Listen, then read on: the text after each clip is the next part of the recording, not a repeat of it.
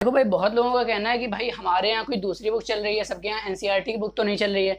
तो लेकिन यार जो एनसीईआरटी की बुक है ना, वो हर जगह मान्य है, ठीक है। और अगर आप एनसीईआरटी की बुक से मैं ये जो क्वेश्चन करवा रहा हूँ ना, एनसीईआरटी की बुक के सारे क्वेश्चन अगर आप अटेम्प्ट कर लेंगे ना, तो आपके यहाँ कोई भी बुक चल रही हो आपके स्कूल में, आप सब कर सकते हैं सबके सवाल।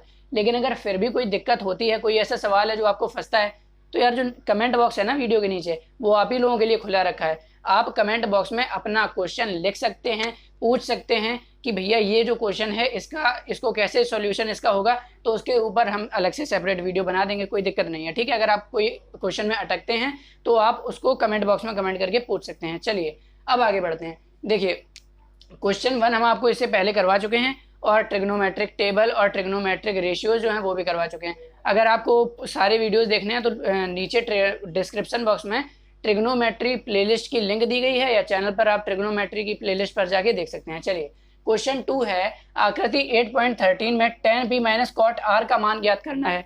बड़ा ही कतई सिंपल क्वेश्चन है। देखो ये आपको आकृति दी है, tan p निकालो, कॉट r निकालो, tan p में से कॉट r माइनस कर दो, कौन सी बड़ी बात है भाई। देखो जरा, तो भाई PQ जो है आपका दिया है 12 सेंटीमीटर, और ये जो PR है ये दिया है 13 सेंटीमीटर, तो QR नहीं निकाल पाएंगे? बिल्कुल निकाल लेंगे। कक्षा 6-7 में आप पढ़ चुके हैं पाइथागोरस प्रमेय। तो ऊपर आप लिख देंगे क्या, पाइथागोरस प्रमेय से। आप लिख देंगे यहाँ पर पाइथागोरस प्रमेय से, और बस इसके बाद पाइथागोरस प्रमेय क्या होती है, कर्ण का वर्ग बराबर आधार का वर्ग और जोड़ लंब का वर्ग, ठीक है। तो आपके पास जो कर्ण है वो दिया है PR, तो यहां लिख दो PR का स्क्वायर, PR का स्क्वायर। उसके बाद भैया आपको देखो इसमें से कोई एक लंब होगा, कोई एक आधार होगा, और लंब और आधार इन दोनों एंगल के ऊपर डिसाइड करता है। ये जो P और R एंगल है ना, एक्यूट एंगल, इनके ऊपर डिसाइड करता है। लेकिन इतना तो हमें पता है कोई एक आधार है, कोई एक लंब है, ठीक है। तो PR हो गया कर्ण, तो कर्ण का स्क्वायर बराबर आधार का स्क्वायर, मान लो QR जो है ये आपका आधार हो गया, तो आधार का स्क्वायर और प्लस लंब यानी कि PQ का स्क्वायर। चलो ये आपका, साथ में क्वेश्चन नोट करते चलो क्योंकि बोर्ड मेरे पास इतना ही बड़ा है, ठीक है। तो इसके बाद जब ये हो जाएगा तो जगह नहीं बचेगी, तो मुझे इसे मिटाना पड़ेगा, तो साथ में समझते भी चलो और नोट भी करते चलो, ठीक है। अब देखो PR आपका दिया है 13 सेंटीमीटर, तो यहाँ लिख लो 13 और इसका स्क्वायर। जो QR है वो हमें दिया ही नहीं है, फाइंड करना है, तो QR का स्क्वायर ऐसे ही लिख लो, प्लस जो PQ है ना, जो PQ है दिया है 12 सेंटीमीटर, तो यहाँ लिख देंगे 12 का स्क्वायर। 13 का स्क्वायर होता है 169 बराबर QR का स्क्वायर, और प्लस में आपका दिया है 12 का स्क्वायर यानी कि 144 होता है। अब हमें वैल्यू किसकी निकालनी है, QR, क्योंकि यही तो हमें पता नहीं है ना। तो QR की वैल्यू निकालने के लिए हम क्या करेंगे, QR को बराबर के एक तरफ लिखेंगे, तो QR का स्क्वायर इधर ही रहा, जो 144 है इसको उठा के उधर फेंक दो बराबर के। तो जब इसको उधर फेंकेंगे तो ये जो 144 है ना ये इधर प्लस में है, तो जब बराबर के उधर जाएगा तो किस में जाएगा मेरे भाई, माइनस में जाएगा। तो 169 पहले से ही लिखा है, प्लस का 144 उधर जाके माइनस का 144 हो जाएगा। जब 9 में से 4 जाएगा 5 बचेगा, 6 में से 4 जाएगा 2, और 1 में से 1 जाएगा 0 बचेगा।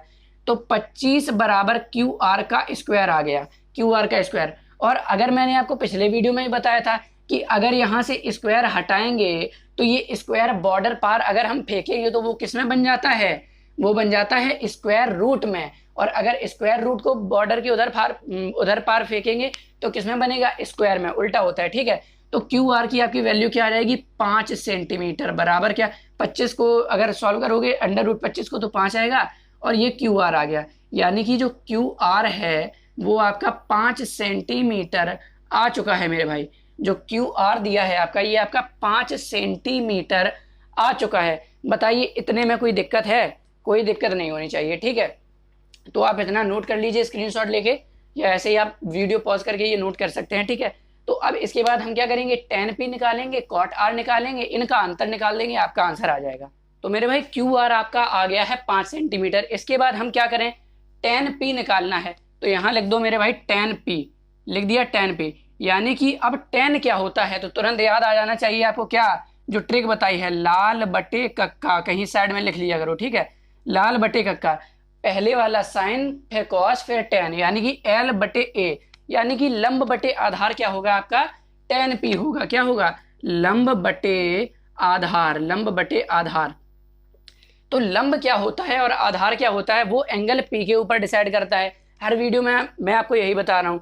तो एंगल पी जो है वो आपका है ये, तो एंगल पी के जो जस्ट सामने होगा वो एंगल पी के लिए लंब होगा, और ये 90 डिग्री के सामने वाला तो कर्ड होता है, और बचा क्या, ये वाली भुजा 12 सेंटीमीटर, ये क्या हो जाएगी, ये एंगल पी के लिए आधार हो जाएगी। चलिए ठीक है, तो देखो लंब क्या हो जाएगा, एंगल पी के लिए लंब होगा क्यू आर, तो यहां लिख दो मेरे भाई क्यू आर, और बटे में जो आधार होगा एंगल पी के लिए वो हो जाएगा पी क्यू आधार हो जाएगा, तो बटे में लिख दिया क्या, पी क्यू। तो जो क्यू आर है वो क्या हमने निकाल चुके हैं, क्यू आर 5 निकाल चुके हैं, 5 सेंटीमीटर, 5 सेंटीमीटर, और बटे में जो पी क्यू है, पी क्यू आपको दिया है चित्र में क्या, 12 सेंटीमीटर। सेंटीमीटर से सेंटीमीटर को उड़ाओ, इसके बाद 5/12 आपका किसकी वैल्यू आ गई, 10p की वैल्यू आ गई। क्या केवल 10p की निकालनी है, नहीं भाई, कॉट आर की भी तो निकालनी है। तो यहाँ क्या कर देंगे, कॉट आर। अब भाई मेरे कॉट आर क्या होगा, तो आपको आर एंगल को देखना है, किसको, आर एंगल को। और कॉट क्या होता है, कॉट होता है tan का उल्टा, यानी कि l/a क्या था, tan, और इसका उल्टा कर दो तो क्या हो जाएगा, a/l, यानी कि आधार बटे लंब। क्या हम ये वाला आधार और लंब करेंगे, नहीं, हम कौन सा आधार और लंब करेंगे, वो वाला आधार और लंब जो एंगल आर के लिए होगा। तो एंगल आर के लिए लंब क्या हो जाएगा, लंब हो जाएगा एंगल आर के सामने वाली भुजा, यानी कि पी क्यू 12 सेंटीमीटर, और एंगल ए के लिए और एंगल आर के लिए जो आधार है वो क्या हो जाएगा, जो ये भुजा बची है, कर्ड तो ये हो गई, भुजा क्या बची, क्यू आर 5 सेंटीमीटर, ये हो जाएगा।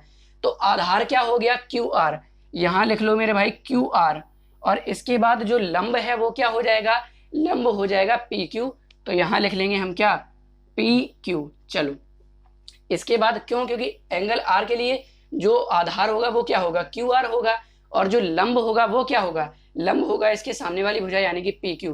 तो क्यू आर की वैल्यू हमें पता है 5 सेंटीमीटर, और बटे में जो पी क्यू है, पी क्यू इसकी वैल्यू दी है भाई साहब 12 सेंटीमीटर। तो जब 5 सेंटीमीटर और 12 सेंटीमीटर, सेंटीमीटर से सेंटीमीटर कट गया, तो इसकी वैल्यू आपकी आ गई, कॉट आर की वैल्यू 5/12। तो अब हमें निकालना क्या है मेरे भाई, tan p minus cot are.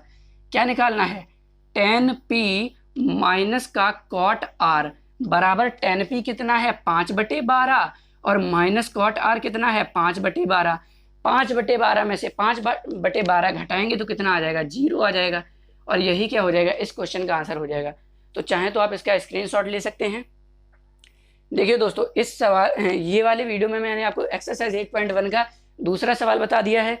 अगर आपको ये सवाल समझ में आ गया है तो इस वीडियो को एक लाइक करें, अपने दोस्तों में शेयर करें, ताकि उनको भी ये अच्छे से समझ में आ जाए। और हमारे चैनल पर क्लास 10th की ऐसी इन्फॉर्मेटिव वीडियोज़ आती रहती हैं, तो चैनल को सब्सक्राइब जरूर कर लें। मिलते हैं आपसे अगले वीडियो में।